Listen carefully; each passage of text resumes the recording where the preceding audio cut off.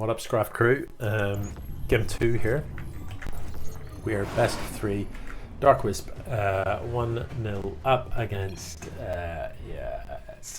cross-eyed the Ggriffin. Okay, so the last game was, I don't know, odd.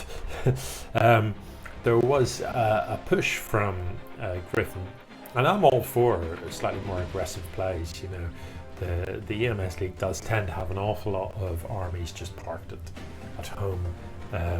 So I do like to see a slightly more aggressive build, and I quite like to see some variety, you know, a little bit of proxy and a little bit of forward pylons. Those types of things are all good. The execution on that occasion was not as good.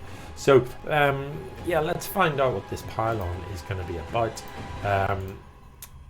Yeah, you know, in this location, this is the nat. Oh, how does he know?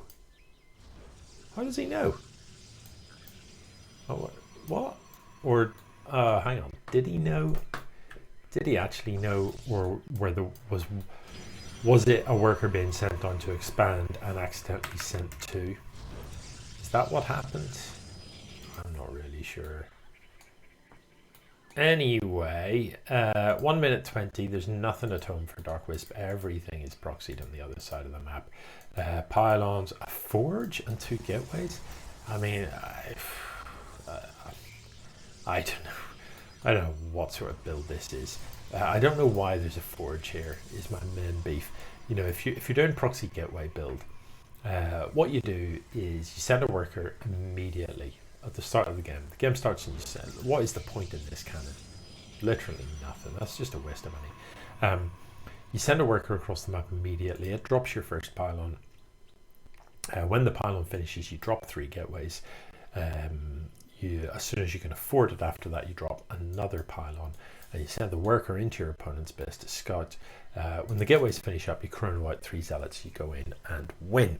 I mean, that's how it works. That is it. What you don't build is a forge and a cannon.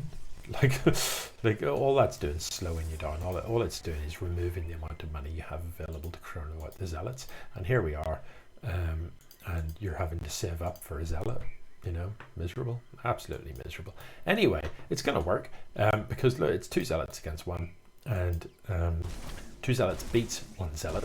You just need to pull this one back, or don't. I suppose it doesn't really matter. Had you the best way to play that is to pull the injured zealot back, so that the other zealot takes shield damage. You'd rather have 2 zealots with shield damage. Now this stalker can beat these zealots all day long. All you've got to do is shoot, click, shoot, click, shoot, click.